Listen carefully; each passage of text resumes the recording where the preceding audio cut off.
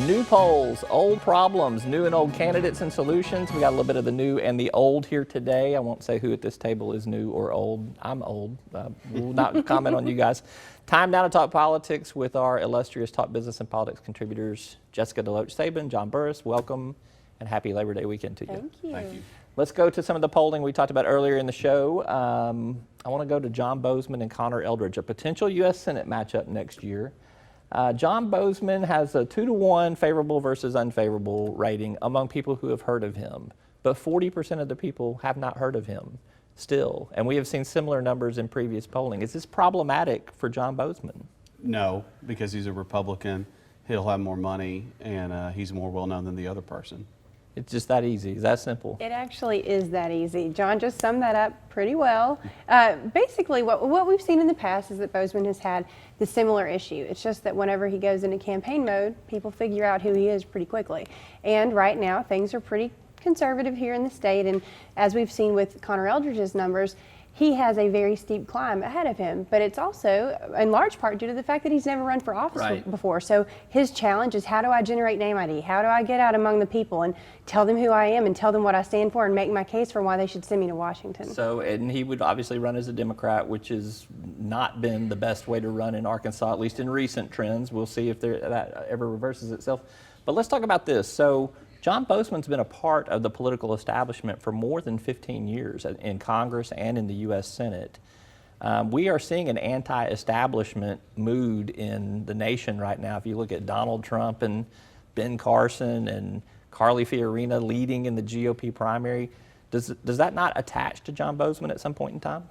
I would say that it doesn't, and the reason why is because once all of this crazy Republican primary finally calms down and gets down to some single-digit numbers, what you're going to see are people saying, okay, anti-establishment, whatever, we want to win this, so we need to band together. And you can bet that Republicans are going to turn out to support the people they have in office because it's a missed opportunity to not try to hang on to those seats. So I don't think that it runs as deep as it seems right now. I know you're a big Donald Trump supporter, but if you could divorce yourself from that for just a second, John, for some Republican analysis, what do you think? Is the anti-establishment potential going to catch up with Arkansas politicians, particularly someone like John Boozman, who's been in office for a long time? No, because the policy matters more. What will be amusing is to watch Democrats in Arkansas who masterfully defended Mark Pryor and all of his years of Washington experience in the 2014 cycle, somehow try to turn that into a negative.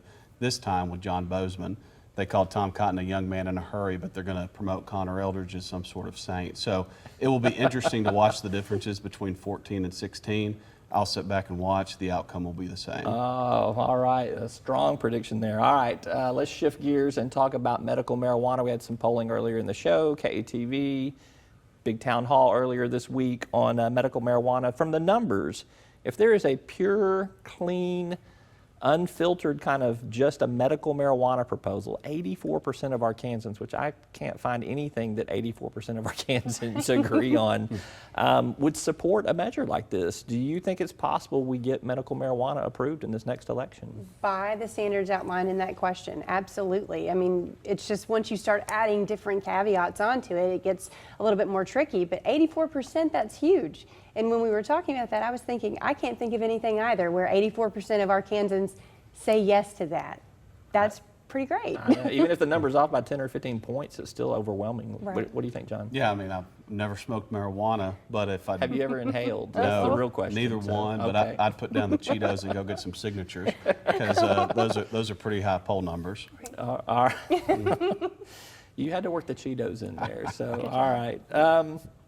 Courtney Goodson announces this week that she is running for the Supreme Court Chief Justice seat. She's a sitting Supreme Court justice right now. No one else is talking about getting in this race. Does she run unopposed? I think she does run unopposed. Absolutely, I do. It's interesting because you think about all the people on the court who could possibly step up and run for this, and you realize that she has pretty strong bonds with a lot of these people. So I think when you have such a small body of people and one of your colleagues really wants to do something, it's interesting to try to make the case to say, well, here's why I should be able to do it. I think she runs unopposed. She says she's not an establishment candidate, too. Does she run unopposed, John? I wouldn't predict that. I think if she runs opposed, she'd probably defeat the person that opposes her. Because of why? I think she's got a good personality. She's good at the campaign, but she's also established a good reputation as a judge.